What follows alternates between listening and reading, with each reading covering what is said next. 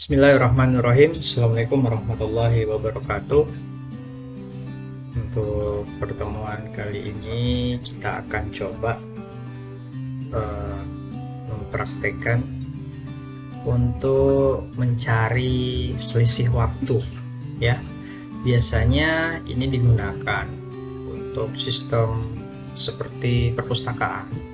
Kita ingin menghitung berapa lama pinjaman, atau hotel juga bisa ya, berapa hari menginap, dan juga mungkin juga bisa digunakan pada sistem rental ya. Nah, jadi ini ada teknik sederhana ya, menggunakan query SQL. Jadi nanti di sistem Anda cukup menginput data peminjam. Nah, jadi cukup misalkan kita bicara buku ya.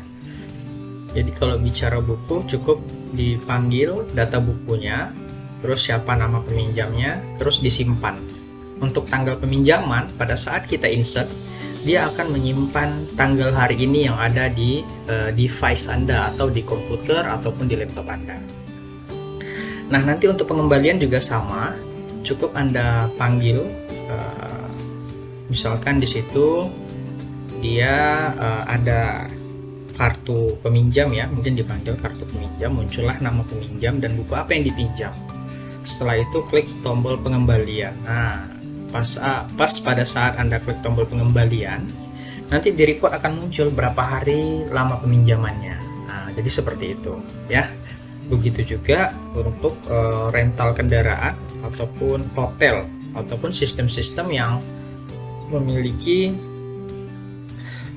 fungsi khususnya terkait dengan menentukan selisih waktu. Oke, kita langsung saja ya. Langkah pertama seperti yang video-video saya terdahulu yang pernah saya sampaikan ya. Jangan lupa Anda jalankan dulu Apache dan MySQL-nya, di-runningkan. Kemudian setelah jalan Anda buka SQL Yuk ya. Anda create sebuah database DB perpustakaan misalkan.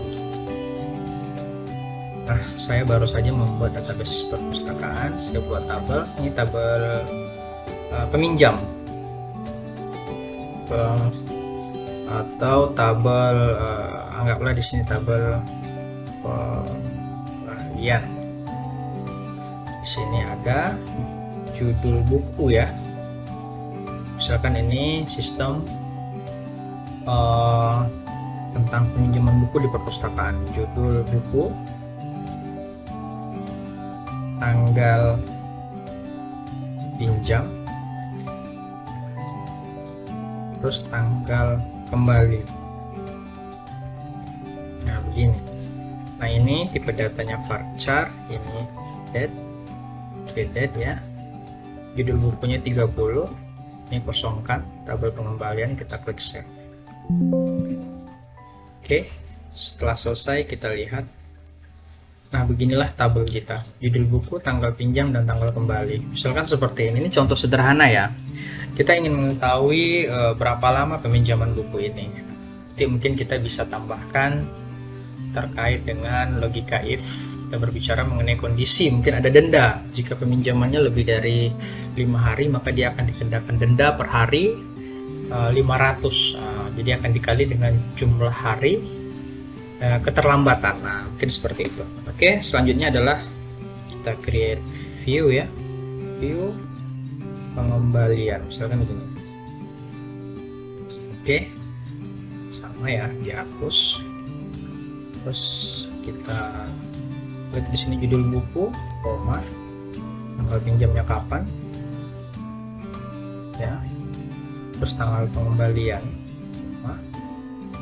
Terus kita ini nggak pilih that div ya, jadi control space tab seperti ini.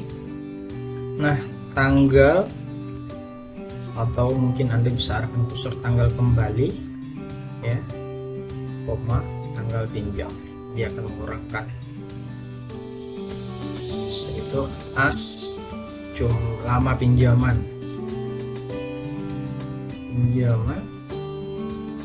from dari tabel pengembalian.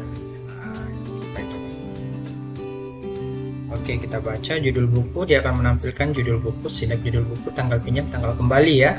Nah, di sini terjadi sebuah proses yang mana tanggal pinjam di sini akan dikurangkan tanggal pinjam, jadi tanggal kembali dikurangkan dengan tanggal pinjam.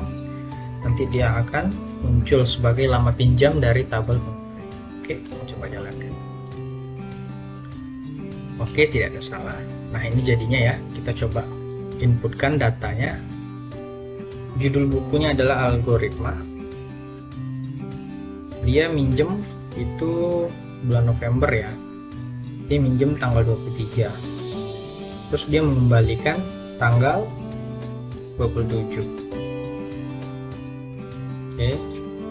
Nah, gini ya. Kita ini. Oke, kita lihat. Nah, 4 hari. Jadi lama pinjamannya 4 hari. Terus kita mau input lagi nih. Misalkan di sini basis data ya. Dia minjam itu tanggal 1 November.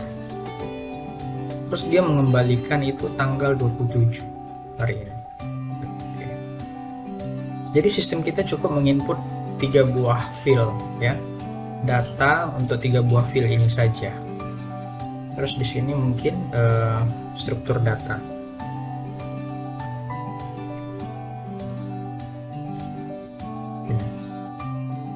Dia minjam bulan Oktober tanggal 4. Terus dia mengembalikan tanggal 25. Oke, 25 November. Kita lihat hasilnya. Nah, begini. Jadi untuk basis data ini lama pinjamannya 26 hari. Struktur data 52 hari. Nah, jadi sistem kita lah yang akan membaca terkait dengan lama pinjam ya. Nah, jadi data ini terkait lama pinjam ini kita dapatkan dari query ini. Sebenarnya juga bisa kita tambahkan logika if.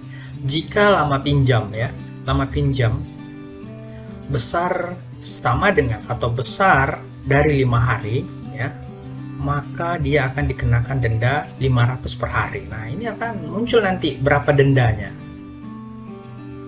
Nah, nanti kalau misalkan dia belum waktunya, nanti akan muncul notif belum memiliki denda. Jadi itu akan jauh lebih sempurna lagi.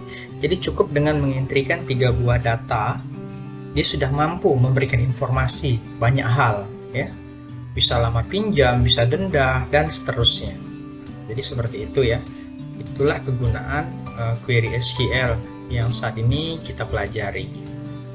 Jadi pada dasarnya ini untuk mempermudah kita. Jadi nanti ketika Anda berbicara mengenai sebuah program, ya program Anda cukup hanya program entry. Untuk prosesnya kita gunakan langkah-langkah atau tahapan atau cara yang ada di sini. Jadi kita akan menggunakan view. Oke, mungkin ini yang dapat saya sampaikan untuk video kali ini. Kita akan ketemu kembali di video berikutnya. Assalamualaikum warahmatullahi wabarakatuh.